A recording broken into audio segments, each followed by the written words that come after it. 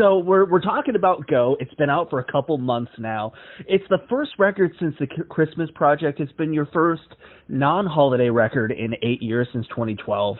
And but you haven't been. It's not like you've been sitting around doing nothing. You've been with the Union of Sinners and Saints, with the Jay Sekulow Band. You've been busy musically here and there. But I saw you. I've watched a couple of interviews where you've talked about how you also felt like you weren't doing enough as well, and that's where Go kind of started to build itself there. At what point did you start writing this record, start working on it? Was it right after the Christmas Project, or was it in between that and the Union stuff, or when did this really start? I think it was about a year after the Union, because the Union came out, the Union Sinners and Saints came out, and we worked it as hard as we could, whatever doors opened. In fact, the time for me goes fast because it takes longer to, for instance, when the Union Sinners and Saints came out, it took like 2 years just to get the word out that it was there, because we have to, us old guys have to work in a different circuit. The industry, the Christian industry, is not that kind to us, and that's okay, because we had our times, and that's all right. And now because of the internet, we have to develop a whole new philosophy, or a new a way of getting out what we do. So we're learning as we go, and it's taking us longer. Each record that comes out, for instance, the Christmas album, my gosh, I think the second Christmas season that came out was better than the first, because people finally realized it existed. But then the Union, it just takes longer. So once that record was finished, once I finally said, okay, I'm getting tired of touring this record, Right. I started going, okay, what's next? I held back a little bit because I didn't know if the J Band was going to do an original record or not, which is still possible. But Jay got so involved with what's going on now with the president stuff, we had to sort of put that on hold. And so I'm going, okay, that takes care of that. I think it's time that I start doing, getting some new material under my belt. And I'd say that was probably it was probably more like 2 years into it. I started thinking about it, ideas and stuff. And then at the beginning of last year, I started really trying to figure out how to pay for it, who I'd use as producers and how that would work. The nuts and bolts about it. And then when everything fell together, the writing of it, I had ideas of where I wanted to go. And the producers, knowing they are no slouches, I figured the direction would create itself, and it did. That's pretty much how it worked. I've got to ask you a question about the Union record. It's been on my mind seriously for like 3 or 4 years since it came out, or since the first single came out. And I'm asking because I've got this guy on the phone later today. David Ellefson from Megadeth. Is that the David Ellefson that recorded on that record? How did that come about? Because that's a really interesting thing. Well, David and Billy are buddies, or they're friends. Okay. I think they both live in Scottsdale. They've worked together before on projects. And Billy is a networker.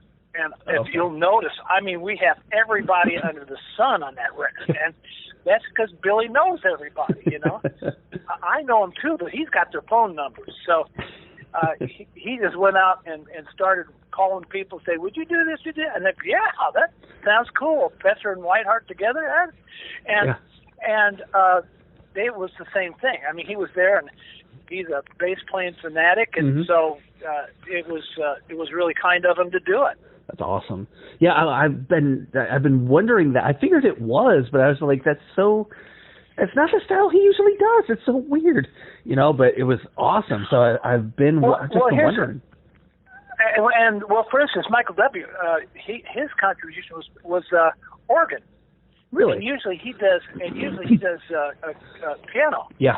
And we wanted to do. Billy called up Michael and said, "Would you play organ?" Really? He says, "Yeah." He says, "You're a good. You've got a certain technique there, and we wanted to do something different with you." He says, "Yeah, that'd be cool." And so it was that kind of stuff. That record is actually very unique in many, many different ways, and it's something that it grows on you. I mean, it's a great record. I mean, the talent that was on it was ridiculous. But it when you get into it, it's like, man, this is pretty good. It was my first experience with writing with Billy and learning each other, and it was a lot of fun. We're sort of in the middle of seeing if we want to do another. We've got 5 songs, I think, now already for a new record, and I think we'd like to involve Jason Fowler and maybe the 3 of us finish writing it and maybe put another one out. But I'm not talking about that yet. I've got a brand new record. We're talking about Go. Yeah, we're talking about Go. We're talking about Go. One song that really stands out to me is Fake News. It's a really cool song. And especially right now, is that song talking more about false prophets, or is that talking about, the political fake news? Both. Okay. Both. I think we need to understand how the enemy works. Mm-hmm. All right? Fake news is lies. It's lies. Mm-hmm. And we are being force-fed lies every time we turn the news on. And it disgusts me. But I'm also disgusted by the fake news of these TV prophets and all these for-hire type of people that tell you love, dove, and everything's good. If you're a Christian, everything's supposed to be fantastic, and you're going to have your own airplane. That kind of stuff bothers me. It's not of the Word. Are they bad people? Not necessarily, but you can't take the Word and fashion it for your own benefit. Mm-hmm. And I want you to know that I'm not perfect, and I worry about the fact that do I do that? But at least I worry about it, Right. So fake news in this case was it scratched 2 itches for me. It finally allowed me to say what I think about network news nowadays, mm-hmm. and it also allowed me to speak about how easy it is to distort the word. And in both cases, it's very destructive. And that's been going on for a very long time, but I feel like it's gotten a lot worse in the last few years as far as as far as like the false prophets. And I know I can't remember who it was, but there was one, TV evangelist who said that he got rid of coronavirus by blowing it away. And it's like, man, you're just hurting everything right now. Come on. It's not what this is about. Exactly. Stuff like that. And you know what? And maybe he thinks he did, but mm-hmm. Does it go with the Word? No. These people, it's our responsibility as Christians to take everything and balance it with the Word. If someone says that black is white, okay, find it in the Word and I'll believe you. Until mm-hmm. then, no, it's not. And that was when I was, when I was a baby Christian, I was taught always, if it lines up with the Word, it's great teaching. If it doesn't, throw it away. And mm-hmm. And I don't want to be a warrior against TV evangelists. A lot of people are very blessed. Yeah, a lot of people are very blessed by them. And I'm not putting everybody in one lump can and throwing them away. It's just, we need to be caught. That's what fake news is all about. It's be cautious. Just because everybody's saying it, it's not real. Right. And Johnny was really good with helping me write that song. That thing stomps. It does. And it had to stomp. Johnny put his ridiculous talents as far as keyboards and arrangement and stuff on that, And when it all came together, it was like, oh, this is so cool. I was hoping the president would hear it and go, all right. Haven't got it to him yet, but that's okay. I think you know somebody that might be able to get it to him. Well, if I could ever talk to him, he's been pirate. Got him hidden away for a while, you know. It could be the 2020 campaign song. You know? There you go. That's what I was hoping for. Yeah. It could. We need to make that happen. I'll tweet to him later. Yeah, when you talk to the president, tell him this is how it should be.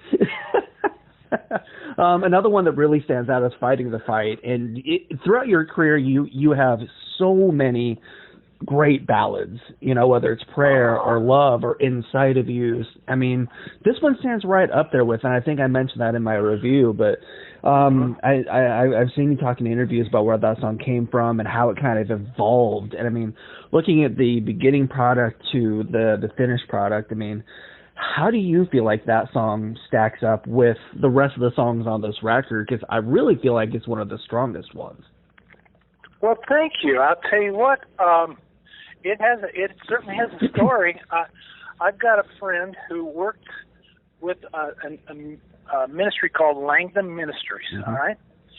And Billy and I were working with him, and actually I knew him way back when with Compassion and World Vision. Not World Vision, Food for the Hungry. That's what you guys used, yeah. He's been part of these different ministries, and we connected with Langdon. He called me out of the blue and said, John, I'm working with this. Anyway, long story, he gave me a song and wanted to know if I would consider singing it. And I said, well, it's a nice song, but who's going to produce it? He said, well, I don't. So I got John to produce it, and we did it for basically nothing. In fact, what he paid me, I finally paid John because I wanted it to be right. Sure. And when it was all said and done, it was that song. And John and I rewrote it. I rewrote it with a guy named Ryan Horn. And when it was all said and done, I said, Ryan, do you like this version? He said, I love this version. And he said, would you mind if we put it on YouTube or iTunes? I said, well, it's your song, buddy. No, he says, no, it's your song. And so I actually put it on iTunes as a single. And it kicked. It did. It's doing real good as a single. So my wife loves it. As we were writing the other songs, I said, this song has to be on the record. And I said, Ryan, do you mind if I put this on the record? I mean, he says, no, it's your song, John. I said, okay. And I agree. It fits perfect. It's exactly what needed. It needed to be along with all the other songs. When I do a CD, I think of a live set. That's why there should never be a song that's just a fill-in. I hate those kind of things. Yeah. And I see a CD as a live set with momentum, with peaks and valleys. And when I say valley, I mean it lowers into that intimacy. Yeah. And if you listen to the record, you're going to see that I've got like 3 rockers, then a slow song, then 3. Then that's true. So that song couldn't fit more perfect in the scheme of my philosophy of a CD direction. Yeah, and that's a good point because I've felt like, because I've listened to the record numerous times, obviously, and I felt like it, even from the beginning of the first track, it feels like you're literally going on a trip and going on a journey and getting ready to travel. That's what the Go makes you feel like. Yes. You're getting that car in the desert, like on the album cover, and then you're going, and then it's. When you get done, you're done. I mean, that's exactly what this record is. So that's a very good point, and it's I mean, it is in the perfect spot. I mean, it's perfect. So I was very proud. It's funny you mentioned him. I just talked to him about a couple of minutes ago. he is very proud. I mean, he is not a normal writer. You know, this was a dream of his. He wrote it, and Johnny and I took it, we changed it, and we made it into something that would sound like something I would do, and it just came out beautiful. Like I said, my wife, I think it's her favorite song, and that's the biggest compliment right there. Oh yeah, I mean, come on. Yeah. If your wife loves it, forget it. Yeah. You're fine. Yep, exactly. Yeah, because I mean, I just as a photographer, I just upgraded both of my camera lenses, mainly because when I shoot sports, the photos I take with sports, I used other people's lenses, and she would always say, "Those are the best pictures you've taken." It's like, well, they're not with my lenses, but thanks, that's great. So now, like, I got the lenses.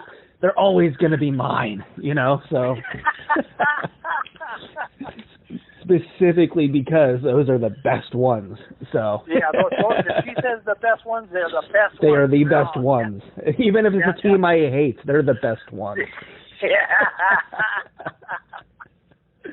One thing that's really been on my mind for a while as far as Christian music and Christian rock that I think is really interesting, and I don't know if you want to talk about it at all, but I feel like the Christian music industry doesn't hold the veteran artists and the legendary bands and the vets to as high a degree as like the secular industry does, where you see bands like Kiss or Def Leppard that have been around since the 80s or longer, still big and huge and, you know, supported. I don't feel like that's the case in Christian music. Why do you think that is? It bothers me.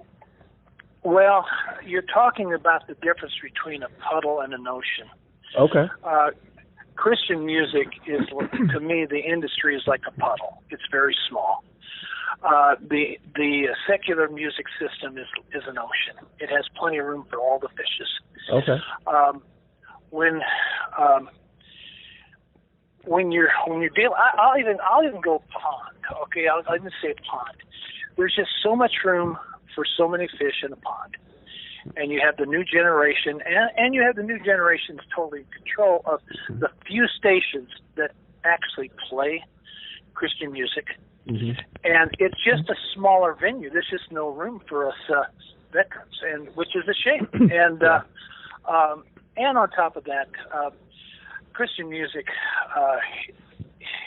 the depth is just not there. I think, and I just think we're the victim of shallow thinking, and that's how it is. I mean, they're doing their best. They're doing their best, and there's some ridiculous talent out there. Yeah. But they're also following a formula that's more edifying than evangelistic. Yeah. Because edifying pays the bills. Evangelism is a scary synopsis. It doesn't pay the bills. It goes out and it puts itself on the line, and it usually costs more than it makes. So what you had back when Petra and Whiteheart and Res Band and all the other bands that were just out there, pioneers kicking the doors down, there was a desire to see it, and the churches, although they fought it for a long time, started seeing a vision of, hey, this can be used. This is the language of the young, and they're listening. And so for a while there was a real nice heyday, and Petra was right in the middle of it, praise God, where the vision of what Christian rock could do was being used in immense ways. The evangelistic side was very cool, and we were seeing a lot get done. But then the world took over, grabbed all the industry, grabbed a lot of the Christian music companies, and decided they were going to do it their way. And it's a complicated procedure. Again, I want you to know that I've been listening to some of the new stuff, and there's some ridiculous talents. I'm just not. It's not my cup of tea. It's just the evangelism has been scared away. I think that now there are still bands, but the problem with the bands that want to evangelize, they want to do it. you know what, I gotta be careful. I know what you're saying. I know what you're saying. Yeah. I know that there's ridiculous talent out there. I just wish we had a lot of anchors tied around our neck, trying to get through it. But ours was, if you didn't say Jesus every sentence, you were compromising. Yeah. Where today, if you say Jesus once in a song, well, then you're a preacher and you're not reaching the more general populace. And it's like, give me a break. Where's the common denominator in the whole thing where it can work? Yeah. It seems like there's always extremes when you're dealing with Christian philosophies. Yeah, it's like, where do you find the line? But why should you have to find the line? You know. Exactly. Yeah, because like, and that's actually why I said that I don't even try to fit into the Christian industry, because I have no desire to be what they want me to be. Yeah. And I'm not a rebel. I mean, I would love to work hand in hand with everybody, but I don't want to deliver what they think is cool, or what they think is acceptable in their philosophy of what should be heard. Yeah, when I talked to John from Skillet last year when their last record released, I kind of talked a little bit about the same thing, and he said even with the Christian touring, he said that they even have a hard time in it because they're heavy compared to a lot of other Christian bands, and they're not even heavy, but they're heavier. And he said we don't fit in with touring in the Christian market because people see us as too heavy, but we have a hard time in the non-Christian market because we're Christian, and it's... I know, John. Tough. John Skillet is one of those bands that sees the vision and they're going out for it. I'm proud of them. I love those guys. That band, I'm very proud of John. I'm proud of the band. They're not my style either. I mean, it's a little too much screaming, but I appreciate them more than you can know, because I suffer with them. They are the Petras of today. They are, and I know John would be fanboying out like crazy right now if he heard you say that. Well, I'm proud of John. He is a bright spot every time I talk about what's happening today. He's the top of my list. And they're in a tough spot too, because they're in like the mainstream secular Christian rock market around everything, and they're still strong in their faith. I mean, that's I wouldn't want to be them for nothing. That's a battle zone. And they got to be strong. I think it's cool. The fact that they are able to go out and play in the secular world and not get booed off the stage is phenomenal. Yeah, exactly. So they're the kind that I would support in a heartbeat, and because I know them, I know their walk. Yeah, they're good people, and they're not afraid to put their money where their mouth is, and I think it's super cool. I got to ask you, is we've talked about Go, we've talked about the industry, we've talked about the union, we talked about the J band, we've talked about a lot of stuff. But one thing I've always wondered is, I've always heard a rumor that after Jekyll and Hyde there were plans for maybe another record, but it didn't happen. You guys decided to retire. Is that true, or was that always going to be the last record? Oh no, that wasn't necessarily going to be the last record. It just after we did it, and we thought it was one of the best records we ever did. We went and we toured that. We played everywhere we possibly could. Any door that opened, we played there. And I mean, we were doing stuff that was, we were not happy about it, but we did it because we believed in the record, and we felt like this could open up the doors for us again. This is exactly what we need at the time. And then the next year came along, after we paid all those dues, and there wasn't an inkling of interest for Petra. I mean, no festivals, no nothing. Nobody could care less whether Petra was alive or dead. Jeez. And about this time, I'm thinking that, my solo career needs to start again. Yeah. And I kept holding back, and when I saw how hard Petra worked that last year, and how nothing was coming through our whole year. And we had guys that were counting on us. I mean, Bob and I had Greg and at the time Paul they were waiting to pay bills, and nothing was happening. And Bob called me, as I had been talking to my wife before, said, you know what, I don't know if Petra's supposed to go for much longer. I've got to get this solo thing happen. Bob called and said, John, I think Petra's over. There you go. And I said, okay, that amounts to two, Yeah. And so we said, yep, okay, let's we had like 2 or 3 dates in June, and we just said that'll be it. That's done. Those will be the last dates. And I hung up and go, there's a lot of Petra fans out there, and if we just did 2 dates and disappeared, I don't think they'd be happy about that. Right. And so we had one more CD to do for our. We already had one CD left to do in the contract, so there was going to be another one. And so we said, okay, let's do a farewell tour, and to say thank you to anybody who wants to come. Basically, it's the last chance to say goodbye. And that ended up being one of the biggest tours we did in the last 5-6 years. Wow. And it wasn't gigantic. It wasn't big. It wasn't big stadiums. It was churches. Just, churches and smaller venues. Yep. I think the biggest show we did was 3,000 people, and that was a pretty major deal. Nice.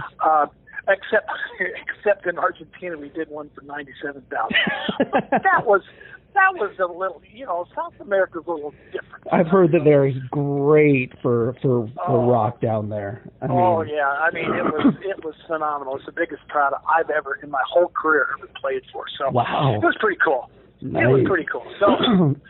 So when you oversell a soccer stadium, that's pretty cool. Yeah, that was a cool event.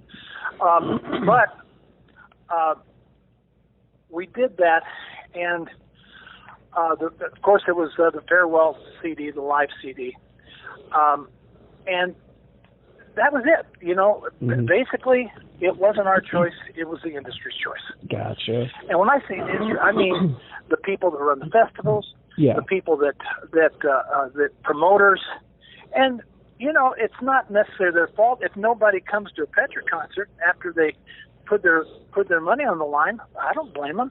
Right. And part of it was Petra was one of those. We were around. We just always were around. Yeah.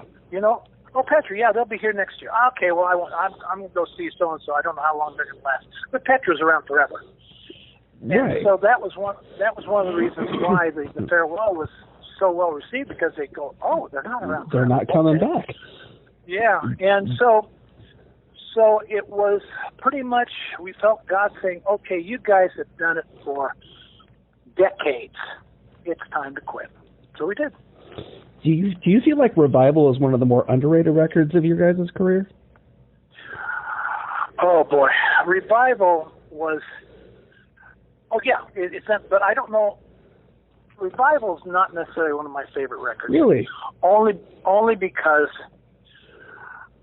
when we did it, the record company was a new company. Yeah.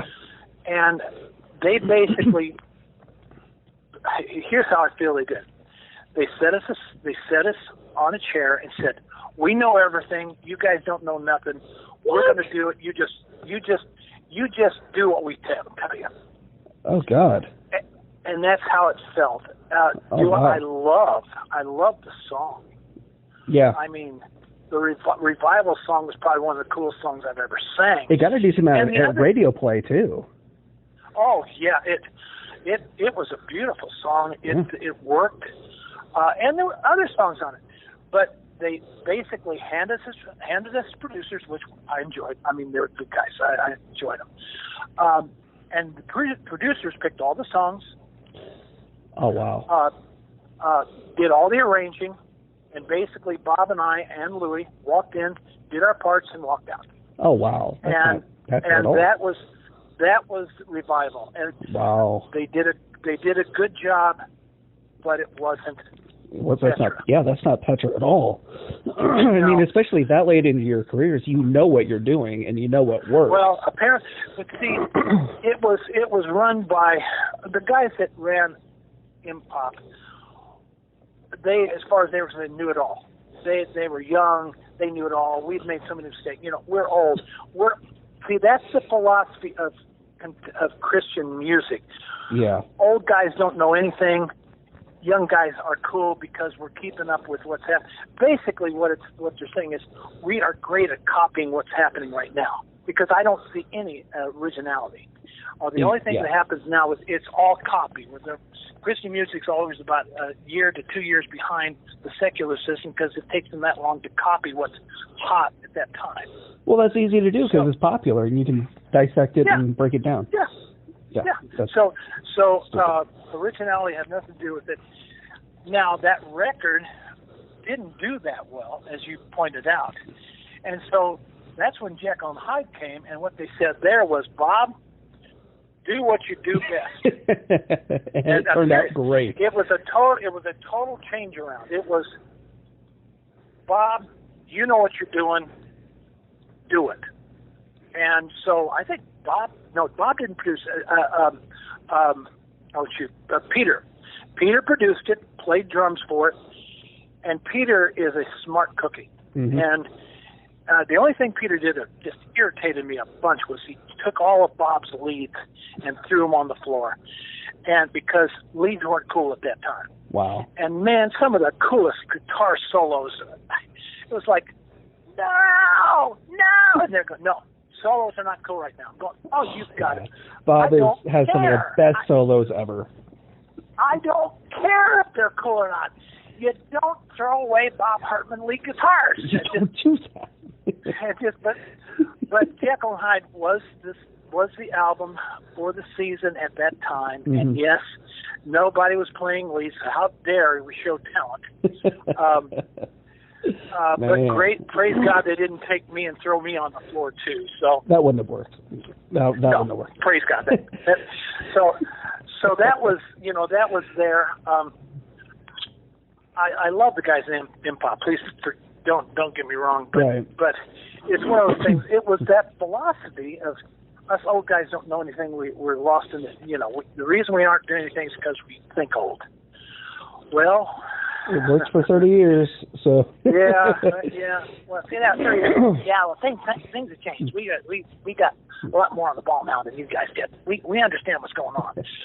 So they sure did, but Revival is a beautiful album. It just well, on top of that, also Impop was a smaller label. They were experimenting with us, and they didn't do a lot of that. They didn't do a lot of support. Right.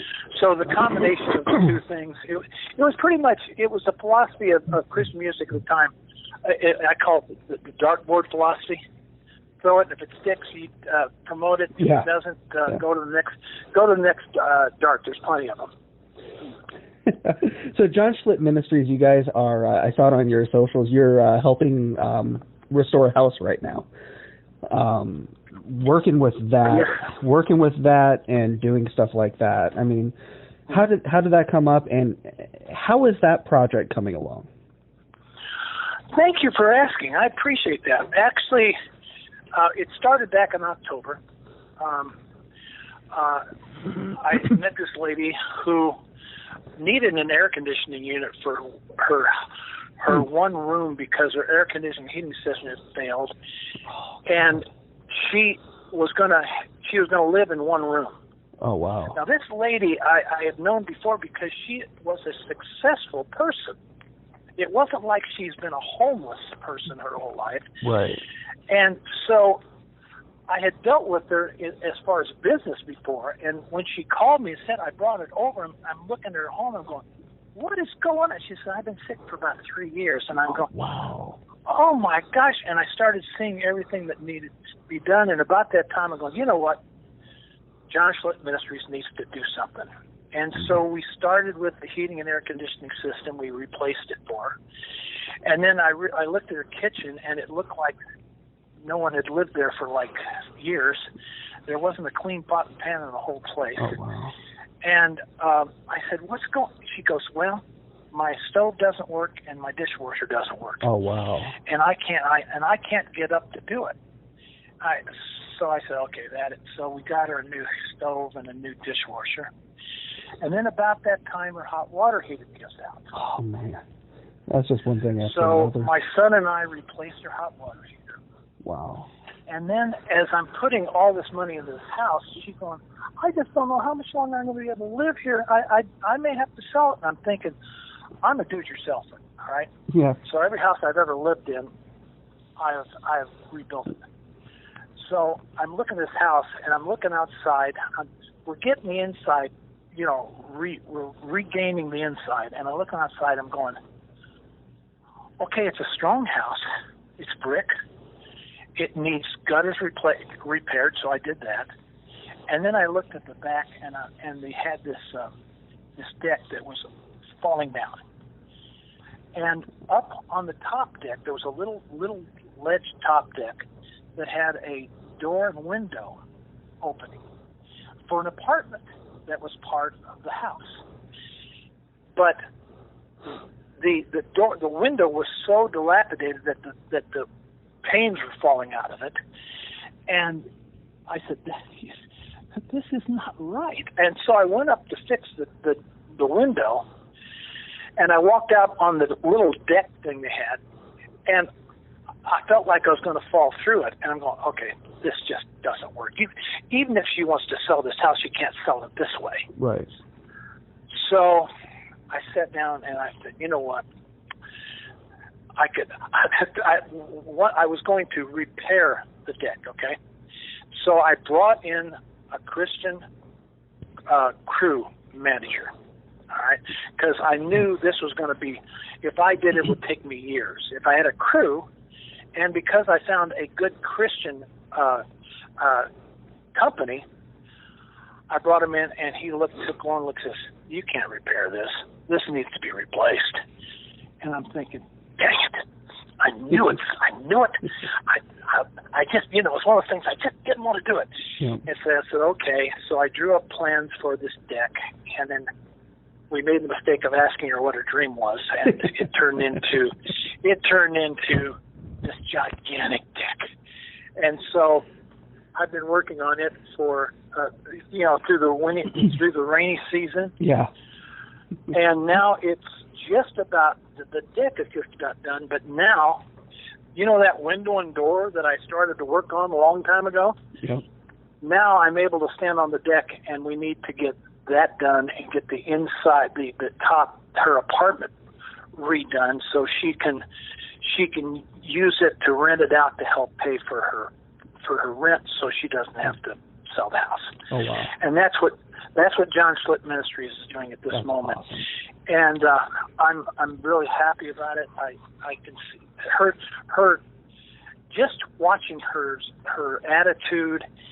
She had given up. And this lady was a hard-working, successful lady. She had her own business, and just watching her, it just was wrong. Yeah. And ever since I've been over there doing all this stuff, it's just she's a go-getter again, and she is out there, kicking the world down again. That's and awesome. Because somebody cared, and somebody's in there helping her when she didn't think anybody cared anymore. And so it's worth it. It was a whole lot more money than I thought, but it's worth it. That's why I've got a ministry in Texas that's going to double anything that I can try to get together for the final push for the upstairs. So it's just one of those things where it's something I'm supposed to do. Yeah. And John Schlitt Ministries has been a blessing to me, but it was designed for something else. It was actually designed for me to go out and do concerts for free and have the ministry pay for it, but charge tickets, and the ticket money would go to a local need, like a roofer for a church or cool. somebody. somebody in the church needs to redo their bathroom because the floors are falling down, and that kind of thing. I wanted to put my talents as a singer and a band leader with my talents of building. Right. And I wanted to put those together, but nobody could see the vision. It's like I would say, I will pay for the concert and come to your church, right. And all you have to do is get the people there and have them pay tickets, and you've got an income. And it was like, they just didn't get it. And I'm going, it's one of those things you can lead a horse to water, but you can't make him drink. It's so simple, like, they make it complicated because it's so simple. Yeah, it was like, well, maybe there's something that I don't see. Maybe I'm too simplistic, and my vision is just too easy, and it can't happen. Okay, all right, I get it. So when John Schlitt Ministries was able to do this, I'm super excited. In fact, I'm going to change my charter and put this, because I like doing this. I as soon as I'm done with this, I'm hoping I can find someone else like this. Not the typical. This was a successful lady that fell on hard times, but I won't say was too proud to ask for help, but just isn't one of those people that where's my food stamps? She needs help, and she didn't even know how to get it. Yeah, it's like she fell into a hole, got so depressed, and she didn't know where to start. Exactly. Those are the kind of people I'd like to find. The ones that sort of slip through the cracks. Yeah. Yeah, and there's a lot of them out there. It's just finding them, and that's the hardest part, because they aren't out there asking, Yep. They don't think anybody wants to, and if they think people want to, they don't know how to start. And I think what I need to do is probably hopefully work with churches that will trust me and say, okay, do you have some people in your church that are too proud to ask for help, that could use it? And now, granted, the churches probably are helping anywhere. Maybe I can join with them, Yeah. And as time goes on, putting my crew together, and do that kind of stuff. And it doesn't have to be here. I would love to do it, like I said, anywhere. Just send me an email and tell me your needs. And if I've got the income, well, we'll go out there and find a local carpenter that I can trust, and we'll get it done. And praise God for it.